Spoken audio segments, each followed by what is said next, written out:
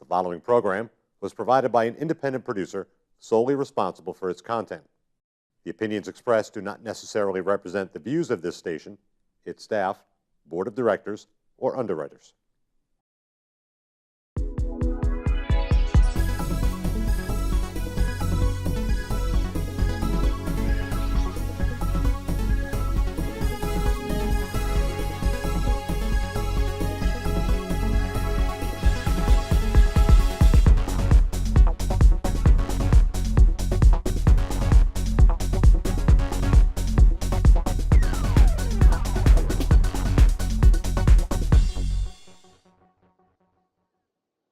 Hello and welcome to another edition of our program CHW In Action with your host, your CHW, Rafael Calderon.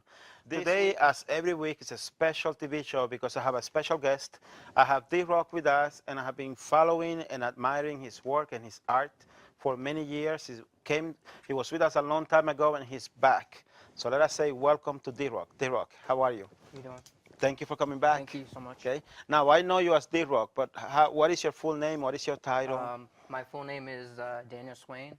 I'm actually a native of Nashua, so I've been here for a long time, as well as in the Boston area as well. I've worked with a lot of different nonprofits, people of humanity at the same time. So I can give you names on all that stuff, but right now we'll just talk back and forth. All right, cool. Well, welcome back. Thank you so much. And you're dancing. We're here because I admire your dancing, but you've told me that it's more than just about dancing. So please tell us, what does dancing mean to you? What is the meaning behind your dancing? So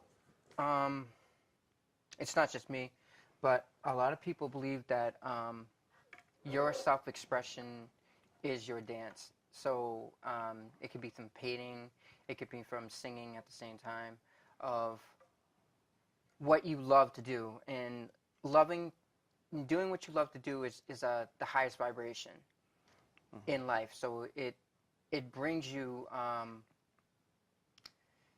clarity. And what I found in life was that when I first grew up, and I had a lot of anger problems. I dealt with depression too, and just being out of place. I'm half and half, so I was a minority when I was young. What do you mean by half and half? I'm Japanese and American. Okay. So I had a lot of ridicule when I was young in schools. I mean, kids are kids, And I took it on myself to be like, oh, what's wrong with me? And so I would ride bikes, and I would just do different things. And I found dance, and when I found dance, it was a way to be able to almost like a meditation. And I feel that whatever you're thinking or whatever you're doing, when you put something out there and it feels so good to you, it relieves that. It's like a therapy. It's more than just a dance therapy. It's like your whole breath in general.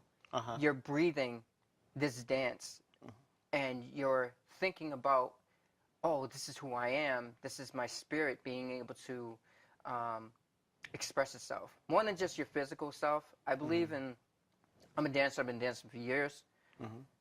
I believe that it's not just moves, and it's not even about what the moves give you at the same time. Like, say I'm at a club, or I'm at a show, and I'm like, wow, or a competition. Oh, I did that move. It's great. It's about how it makes everybody else feel. About showing people, if you do something you love to do, this is what. So could it be that you use your dance as a way to communicate with people, to express yourself to other people? Okay. I can actually talk about when I go to Honduras every year. Yes, please tell us about that. So when I first went to Honduras, I was like, oh, I'm really trying to find these people to dance against, So I went everywhere. I was like, in the guide that was there, Mario, he was like, yeah, the dancers are usually here. And then I was like, I started a few of the students, I guess they were their students.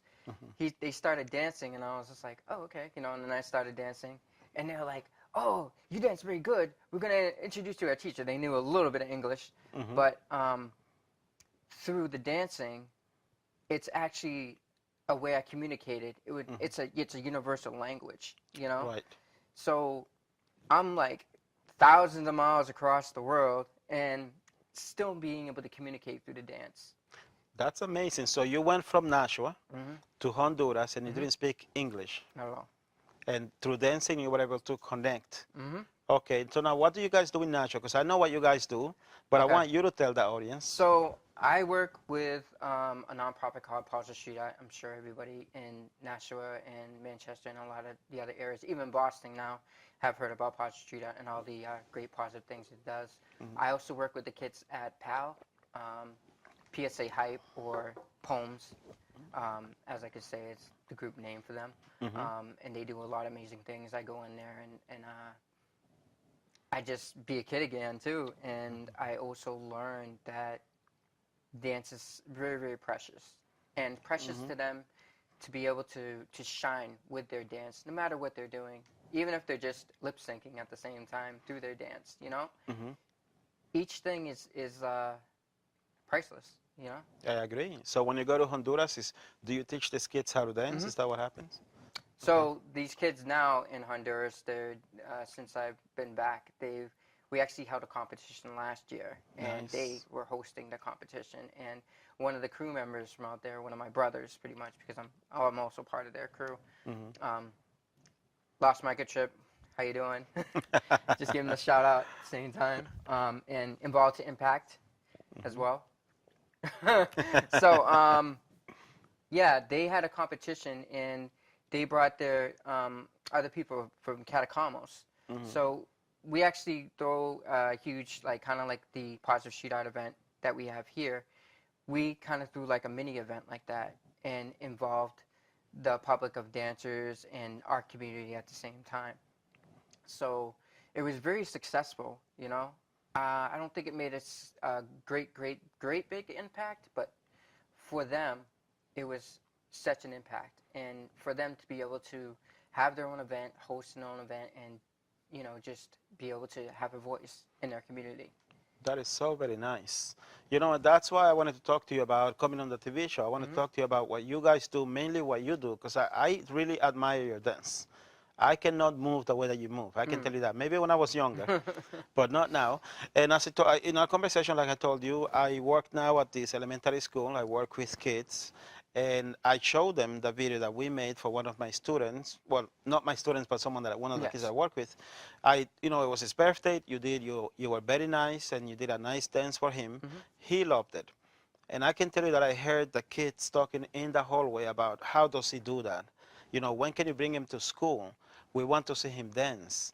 And it just got my mind running about maybe setting up some type of program where I can bring you over there for you to dance with them. So how do you see that happening? So I really want to be able to make an impact in these schools and being able to not just come over there and talk to the kids and motivate them, but be able to inspire them so they can speak as well, so they can be their own voice as leaders of tomorrow, you know. And not just that, to be able to work with the parents and the teachers and to show them it's not just about one person coming in and being like, okay, we're going to motivate these kids and then just leave, you know. So I believe a program, by doing that, to make people, well, make teachers and parents understand, okay, so we're going to implement this program, but you're going to take part in doing this program with us. You're going to support your kids and start understanding where they're coming from, because get it to these days, these kids are very, very intelligent, more intelligent than we are, you know, about technology and everything. I mean, I find myself trying to ask half these kids, how do you do that? I didn't never learn that kind of stuff. And I'm like, where did you learn that? It's like, oh, it's just, you just do this. And I'm like, okay. All right. So I think it's important that in our generation, because there is like probably like a 10, 15-year gap now, that we understand where they're coming from, so we can communicate with them. It is just like dance, if you really come down to it. And the dance they do these days, I'm actually trying to learn now myself, so that I can understand where they're coming from, you know? And just like my parents or other people were like, "Whoa, that's a funny dance. What is that?" You know, and oh, that was just like this back in the day. And their 20-year span of what we're dealing with right now with other kids, you know, is kind of the same thing. I agree. I agree. And see, this is why I'm thinking of a program between us where you and I can work together with not only the kids at the school that I work at, but to start there and then to bring this program, you know, statewide, if not New England region-wide. Because I believe that we could be teaching, or let me change that because I'm not a teacher. I'm not a certified teacher. We could introduce kids to ways in which way to develop or create a holistic approach towards life. I know I bump into a lot of kids, not only in this school, when I also do my community work, where kids that simply seem to be disconnected from this wonderful thing that life is. And yes, we all know about technology, but we could teach them or guide them in how to use technology towards something more positive. But at the same time, we need to find a way to connect that with self-expression, with passion, with health, and above all, with fun. So that's why, yeah, it's not about just the kids. We need to get the parents involved.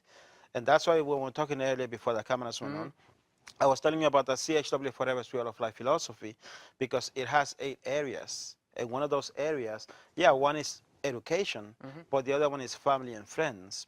We want the families to be involved in the kids' education. What do you think about that?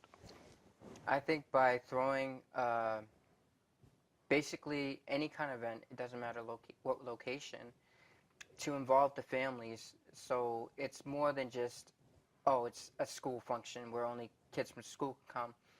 If you welcome everybody to come to understand and make that kind of impact in their community, that starts it so that basically a spark. And that spark will be put into homes, like almost like you have like something you bring home, right? Right. And something that's talkable. It takes a little bit. If you have a huge event and there's so much energy in the event, it takes a lot for people to come down off the event.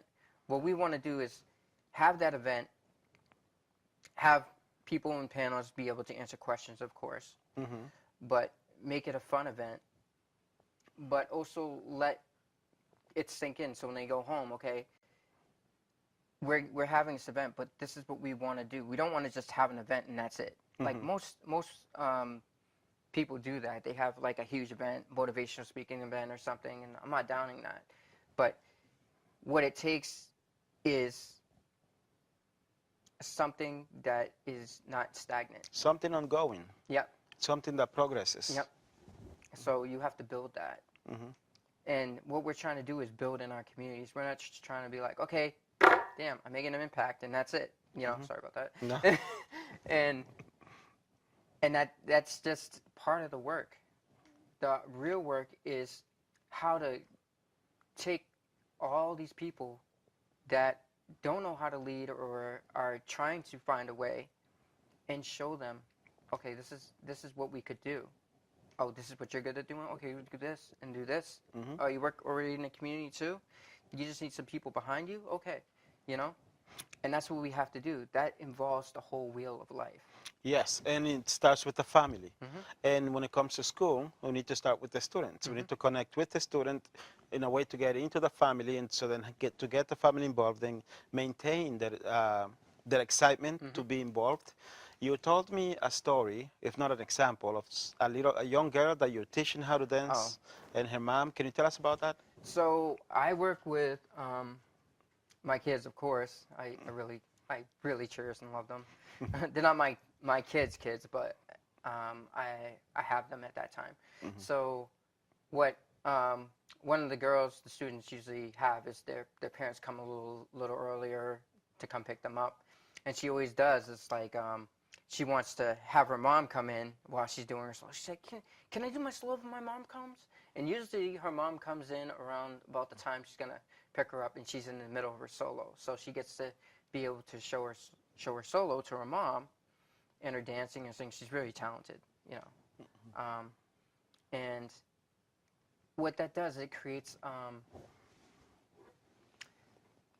a way where the parents can see what they're doing, and where their daughter or son can show them like, wow, you know, this is, I feel good. I'm being able to show my mom what I do and what I, you know, and that reinforcement is very, very important for any young kid's life, you know.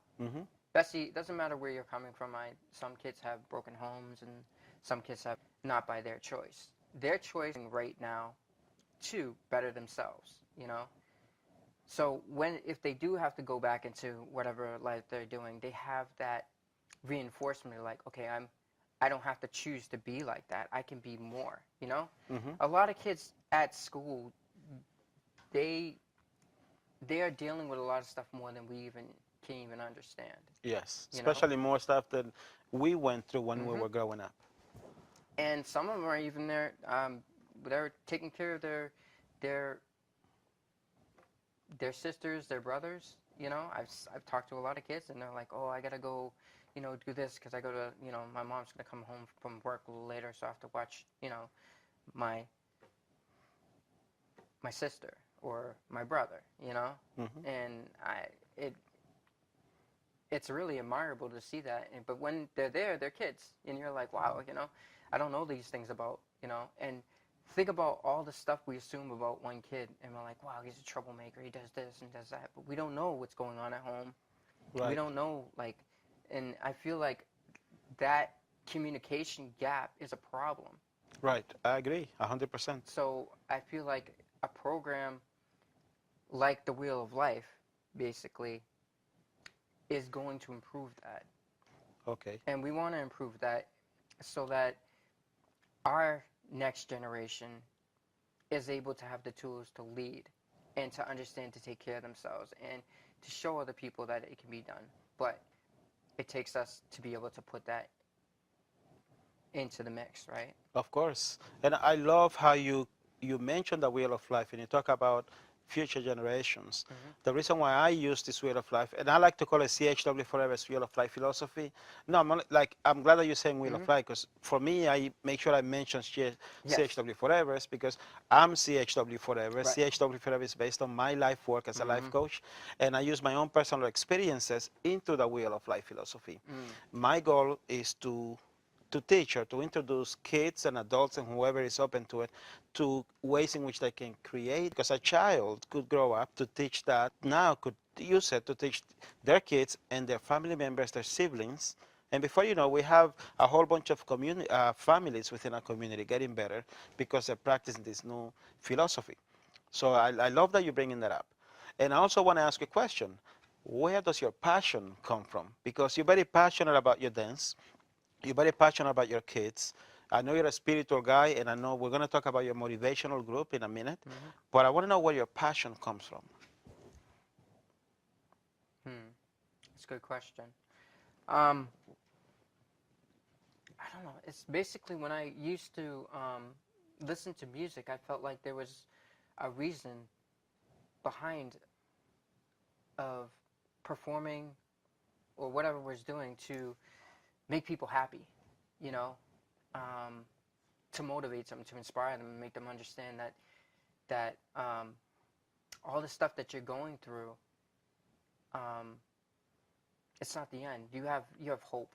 As soon as you have hope, I feel like hope is, well, basically hope is broken down to many people as helping other people evolve. And I feel motivating people or showing people that your light,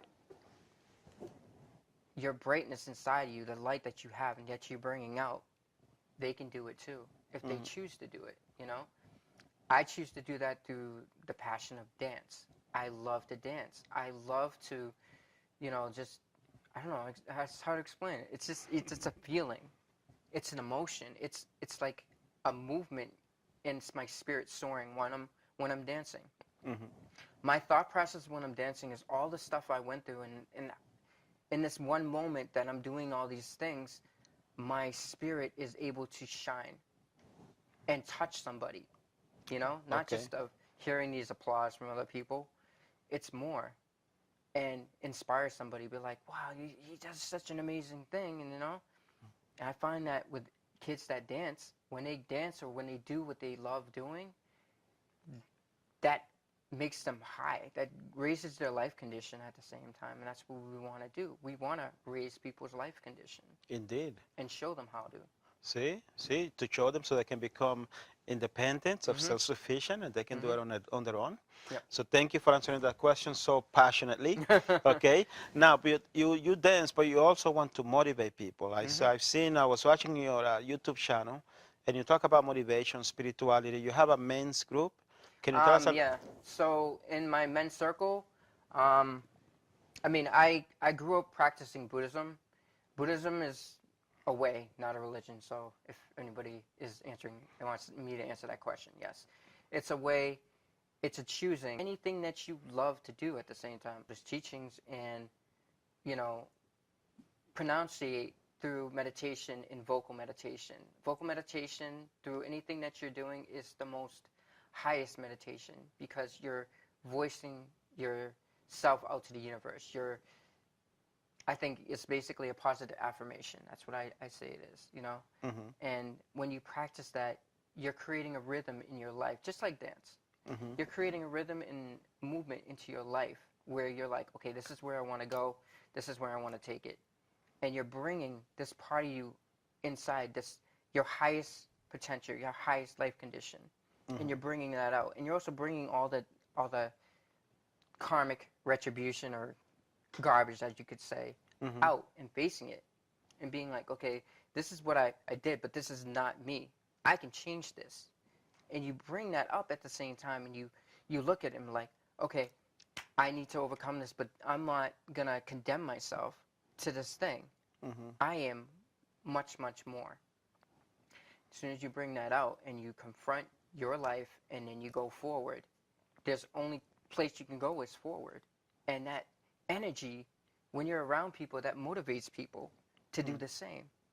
You know, even in what my mom used to tell me is wherever you go, create a Buddhist kitchen. Basically, what that means is change your environment the way that you want it to be. Nice. Right? So. Very nice. Okay. So now, if somebody wanted to join or to know more, if somebody wanted to know more about your men's circle, how could they? If you go to Facebook and go to Tango Roots, it's at Tango Roots on, and if you wanted to go to that, you can look up it on Facebook and go to Men's Circle. Well, March Men's Circle. It's actually Tuesday from 6:30 to. So you can usually come to that. It is not a group where I'm convincing you to believe a certain thing. What we basically do at the men's group is we talk about spirituality and ways that we can figure things out in our life to go forward. Okay. Very nice. Now, I'm going to tell you, we've been talking about your dancing for a while. So I'm going to ask you to dance for us, for the audience. Okay? I want the audience to know this man is a very talented dancer. And it was going to be an honor for me to share his dancing with you. I just want you to know that. Okay, now tell us, do you have any plans, any projects, anything that you're working on right now? What's in the future for D Rok? So, as of right now, I'm trying to, of course, get into schools and to motivate our younger generation. And I actually am taking off to go back to Honduras in April of next month. And I've been preparing for that at the same time. And we are also taking as much help as you want. If you want to check us out, what we're doing, you can go to Involved to Impact or National Honduras on Facebook and check us out there at the same time. Thank you so much. I appreciate for all the help that everybody's been doing because I wouldn't be able to make this trip. But we are still looking for people to support and help as well for future trips as well as this trip. You know what we should do, D Rok? Because I tried to do that 2 years ago when I was trying to do stuff with PSA. I wanted to have you guys call me from Honduras, do like a Skype interview, and to get you guys doing stuff over there, because that would be so cool, I think. Nashua to Honduras, from Honduras to Nashua. What do you think about that? That's good, yeah. We had done it before, but actually to do it through the show actually would be great. in See, CHW. Yes. see, that's something I want to do. Mm-hmm. Okay. And okay, so in Nashua, do you have anything going on in Nashua that you want the audience to know about? Anything dance-wise, anything like that? Any words of wisdom? Right now, I'm just still I still work at PAL. The kids are actually performing. Hopefully, before I go to Honduras. So I'm working on that, so I can let you guys know about those performances as well as in the future. Because what I want to do is be able to have them have a platform to be able to perform, because they love doing shows, you know. Mm-hmm. And it's just amazing to watch kids perform and evolve from what they're doing. And you know, even if they don't choose to dance or do what you're doing, eventually that part of their life will inspire them to go on to what they really, really want to do. They use it as a motivation. This impact that you make makes a big difference in somebody's life. It made a difference in my life, because when I saw you dance way back when, I thought this is a vehicle that I can use to let out stress, to learn to relax, and to enjoy myself. And then I got more involved into all that you do and what you guys do in the community of Nashua, and I love it. So I want to thank you so much for coming back. Much. Okay, this is an awesome. We have to come back and talk about energies, yes, and all that beautiful stuff. Okay, because we ran out of time now, but there's a lot more to talk about. Yes, there is. Okay. And thank you for giving us some of your time. We sincerely appreciate it. I appreciate it. As you can see, D Rok is an amazing man. He's an amazing artist. Okay, no, and I mean that. I mean, I've been watching this man for a long time. He does a lot for the community. I respect and admire anyone that is out there trying to help and to empower people to live better lives, because it's not about us. It's not about us being popular, or it's not about us doing what's cool. It's about being useful to others. That's how you build a community. You build a community by helping individuals.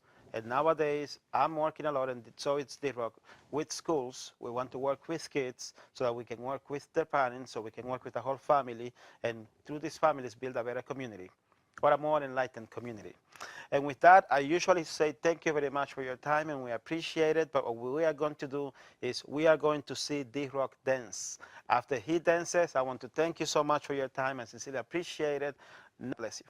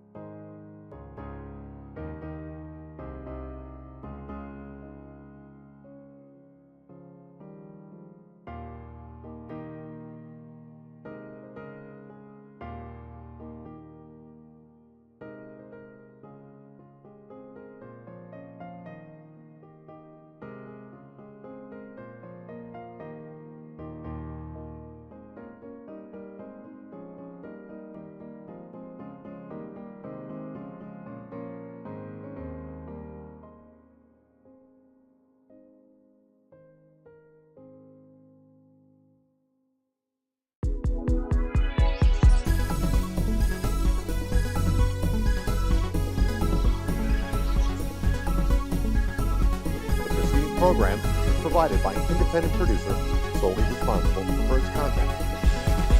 Press do not necessarily represent the views of this station, its staff, board of directors, or underwriters.